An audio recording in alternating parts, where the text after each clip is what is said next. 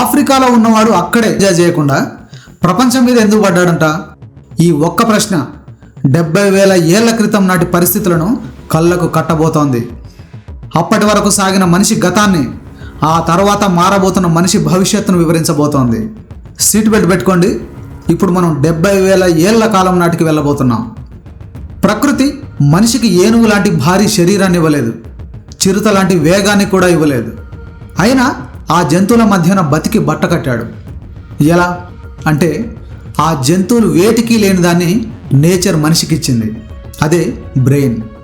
ఆ మెదడుతో మనిషి ఆ రోజుల్లోనే ఎన్నో ఆయుధాలు పనిముట్లో తయారు చేశాడు. కానీ అంతకు మించిన ఒక విషయాన్ని కనుగొన్నాడు. అదే గుంపుగా జీవించే విధానం. ఒంటరిగా ఉంటే త్వరగా చచ్చిపోతానని తెలుసుకున్నాడు. ఒకరు వేటకు వెళ్తే ఎవరు దేనికి ఆహారం అవుతారో తెలియదు. అదే 10 మందితో కలిసి వేటకు దిగితే? మానవ జాతి అసలైన ఆయుధం ఈ గుంపే. మనిషి మెదడు నేర్చుకున్న మొదటి పాఠం ఇదే.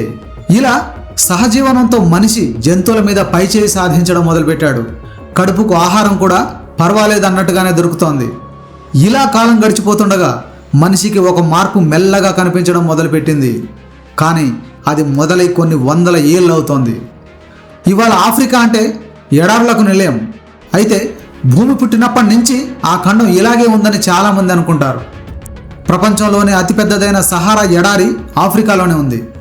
అది కూడా భూమితో పాటే పుట్టిందని అనుకుంటారు. కానీ అది నిజం కాదు. ఒకప్పుడు సహారా ఎడారి ప్రాంతం పచ్చని భూమి. అక్కడ సరస్సులుండేవి, నదులు ప్రవహించేవి. ముఖ్యంగా తూర్పు ఆఫ్రికాలోని కొన్ని ప్రాంతాలు లోయలతో, సరస్సులతో, నదులతో, పచ్చని గడ్డి మైదానాలతో అద్భుతమైన జీవ వైవిధ్యానికి, పర్యావరణానికి వేదికగా ఉండేవి.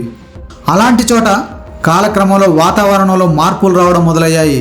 కొన్నిసార్లు తడిగా, కొన్నిసార్లు పొడిగా, మరికొన్నిసార్లు అడవులుగా విస్తరించేవి, ఇంకొన్నిసార్లు గడ్డి మైదానాలు పెరిగేవి. ఈ మార్పులు 5 ఏళ్ళు 10 ఏళ్ల కాలంలో కాదు, కొన్ని వేల సంవత్సరాల్లో ఇలా జరిగాయి.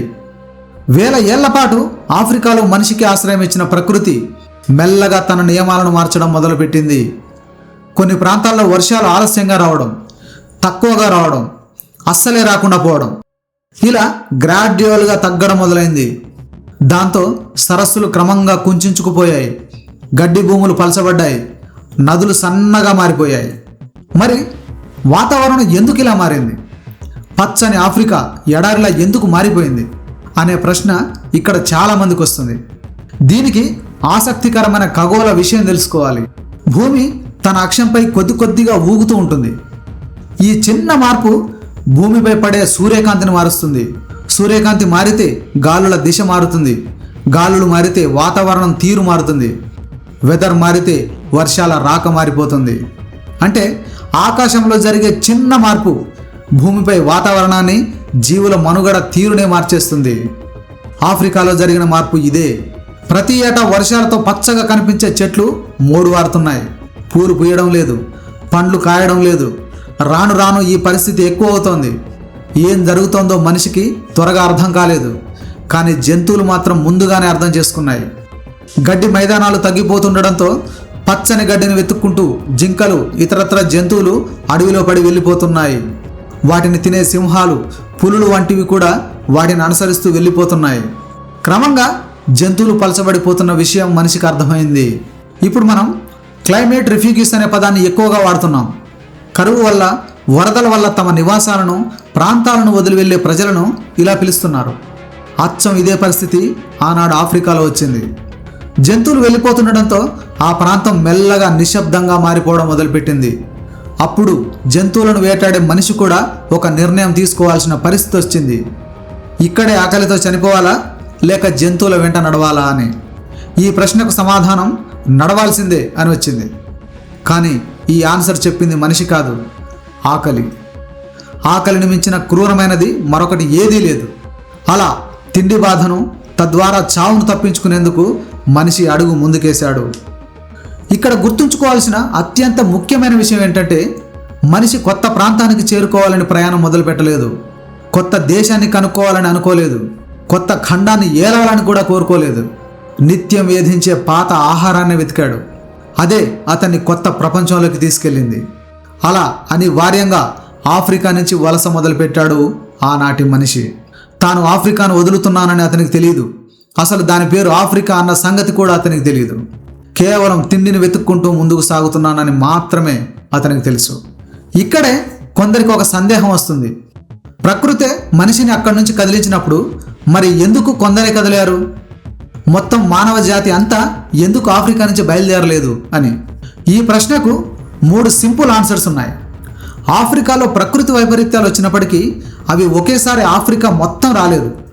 ఉదాహరణకు మన దేశంలో నార్త్లో కరువు వస్తే సౌత్లో ఖచ్చితంగా రావాలని లేదు. ఒక చోట వరదలు వస్తే ఇంకో చోట వర్షాలు లేకుండా ఉండొచ్చు కదా. ఆఫ్రికాలో కూడా ఇలాగే జరిగింది. ఆ ఖండం విస్తీర్ణం ఏకంగా 11.7 మిలియన్ చదరపు మైళ్ళు. ఇంకా సులభంగా చెప్పాలంటే మొత్తం భూభాగంలో ఆఫ్రికా ఖండం వాటా 20%. అంత పెద్ద విస్తీర్ణంలో ఒకేసారి కరువు పరిస్థితులు రాలేదు, వాతావరణ మార్పులు జరగలేదు. కాబట్టి అందరూ ఒకేసారి మూటాములే సర్దుకోవాల్సిన అవసరం కూడా రాలేదు. ఇక రెండో కారణం మనిషి సహజ ప్రవర్తన. కొత్తదానాన్ని కోరుకోవడం మనిషికున్న సహజ లక్షణం. ఈ కారణం కూడా వేరే ప్రాంతాలకు వెళ్ళడానికి కుతూహలం కలిగించింది. ఇక మూడో కారణం ధైర్యం. అందరికీ కోరుకుండొచ్చు, కానీ అడుగు ముందుకు వేసే ధైర్యం మాత్రం కొద్ది మందికే ఉంటుంది. అలాంటి కొద్ది మంది కలిసి విడతల వారీగా బయలుదేరారు. వాళ్ళు వెళ్ళారు కదా, మనం కూడా బయలుదేరదాం, ఇక్కడే ఉండి ఆకలితో చచ్చే బదులు వెళ్ళిపోదాం అంటూ మరో గుంపు స్టార్ట్ అయింది. ఇలా ఒక గుంపు తర్వాత మరో గుంపుగా ఆఫ్రికా నుంచి నడక మొదలుపెట్టారు. అలా రాలేని వాళ్ళు, రావాల్సిన వాతావరణ పరిస్థితులు లేని వాళ్ళు అక్కడే ఉండిపోయారు. ఈరోజు మీరు ఆసియా నుంచి ఆఫ్రికా వెళ్ళాలంటే విమానం ఎక్కితే కొన్ని గంటలు చేరిపోతారు. సముద్రం దాటాలంటే భారీ నౌకలు ఉన్నాయి, దారి తప్పితే ఉపగ్రహాలు ఉన్నాయి, చేతిలో GPS ఉంది, ప్రపంచం మొత్తం మీ మొబైల్ స్క్రీన్లో కనిపిస్తుంది. మరి 70,000 సంవత్సరాల క్రితం పరిస్థితి ఏంటి? ఎదురుగా కనిపిస్తున్న కొండ దాటితే ఏముందో తెలియదు, అడ్డుగా ప్రవహిస్తున్న నదిలో దిగితే అవతలి ఒడ్డుకు చేరుతామో లేదో కూడా తెలియదు. అయినా బతకాలనే ఒకే ఒక సంకల్పంతో ముందుకెళ్ళాడు ఆనాటి మనిషి. ఇప్పుడు మనం చాలా సింపుల్గా మనిషి ఆఫ్రికా నుంచి వచ్చాడు అని ఒకే వాక్యంలో చెప్పుకుంటున్నాం. కానీ దాన్ని దాటడానికి ఎన్ని అవస్థలు పడ్డారో, ఎంతమంది జంతువులకు ఆహారం అయ్యారో, పాములు, తేళ్లు వంటి విష పురుగులకు ఎందరు ప్రాణాలు కోల్పోయారో ఎవ్వరికీ తెలియదు. కొన్నిసార్లు పూర్తిగా తెలిసిన విషయాల కంటే ఎలా జరిగిందో తెలియదు అనే విషయమే మనకు మరింత ఆశ్చర్యాన్ని కలిగిస్తుంది. ఆఫ్రికా నుంచి ఇతర ప్రదేశాలకు వెళ్ళడం సాధారణమైన విషయం కాదు. భూమి మీద ఉన్న అత్యంత క్లిష్టమైన భౌగోళిక మార్గాల్లో ఇదొకటి. ఎందుకంటే ఆఫ్రికా 3 వైపులా సముద్రాలు ఉంటాయి. ఉత్తరాన విస్తారమైన సహారా, దాని అవతల మధ్యధరా సముద్రం, తూర్పున ఎర్ర సముద్రం, పశ్చిమాన అట్లాంటిక్ మహాసముద్రం. ఇటు చూడండి, విమానాలు, పడవలు లేకుండా ఇక్కడి నుంచి మనిషి బయటకు రావాలంటే ఎంత కష్టం. అవకాశాలు చాలా పరిమితంగా ఉంటాయి. మరి ఇలాంటి చోటు నుంచి మనుషులు ఎలా ఇతర ప్రాంతాలకు వెళ్ళారు అంటే శాస్త్రవేత్తలు 2 ప్రధాన మార్గాల గురించి చర్చిస్తారు.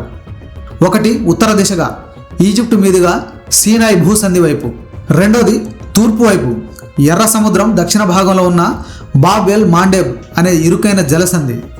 ఈ 2 మార్గాల నుంచే ప్రపంచంలోని ఇతర ప్రాంతాలకు వెళ్ళారని భావిస్తున్నారు. ఈ 2 మార్గాల్లో ఏది ప్రధానమైన మార్గం అనే అంశంపై ఇంకా పరిశోధనలు కొనసాగుతూనే ఉన్నాయి. కొన్ని ఆధారాలు ఒకదారిని బలపరిస్తే మరికొన్ని ఇంకో దారిని సూచిస్తున్నాయి. అయితే ఇక్కడే ఒక ఆసక్తికరమైన విషయం స్పష్టంగా కనిపిస్తోంది. ఆ కాలంలో భూమి ఇప్పుడున్నట్టుగా లేదు. 70,000 ఏళ్ల నాటికి భూమిపై మంచు యుగం ప్రభావం ఇంకా ఉంది. అందువల్ల సముద్రాలు ఇప్పుడున్నంత పెద్దగా లేవు. భూమి మీద ఉన్న నీరు చాలా భాగం మంచుగా ఉండిపోయింది. అందువల్ల సముద్ర మట్టాలు ఇప్పటికంటే చాలా తక్కువగా ఉండేవి. దీనివల్ల కొన్ని తీర ప్రాంతాలు మరింత వెడల్పుగా ఉండేవి. కొన్ని జలసంధులు ఈ రోజు కంటే సన్నగా ఉండేవి.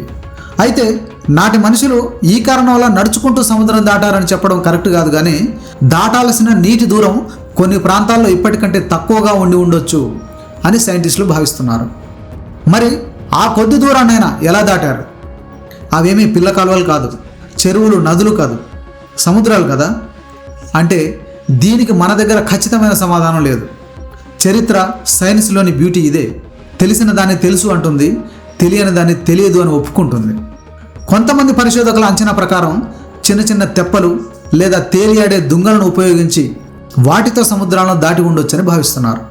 మరికొందరు సముద్రం అత్యంత ఇరుకుగా ఉన్న ప్రాంతాల్లో అనుకూల పరిస్థితులను ఉపయోగించుకొని ఉండొచ్చు అని చెప్తున్నారు. ఎలా దాటాడో తెలియదు కానీ మొత్తానికైతే ఆఫ్రికా నుంచి అడుగు బయట పెట్టాడు మనిషి. మరి భూమి నలుమూలలకు ఎలా విస్తరించాడు? Middle east, Asia, Europe, Australia దాకా మైగ్రేషన్ ఎలా సాగింది? ప్రపంచాన్ని చేరిన ఈ మహా ప్రయాణం గురించి 3వ ఎపిసోడ్లో చూద్దాం. ఈ సిరీస్పై మీ ఒపీనియన్ అంటూ పంచుకోండి. ఏమైనా పాయింట్లు కవర్ కావాల్సిందా? ఇంకా ఏమైనా యాడ్ చేయాలా? మీ విలువైన సూచనలు చేయండి. ఈ వీడియో నచ్చితే ఒక లైక్ చేయండి. ప్రతి వీడియోను మిస్ కాకుండా ఉండేందుకు మన ఛానల్ను సబ్స్క్రైబ్ చేయండి. సెలవు.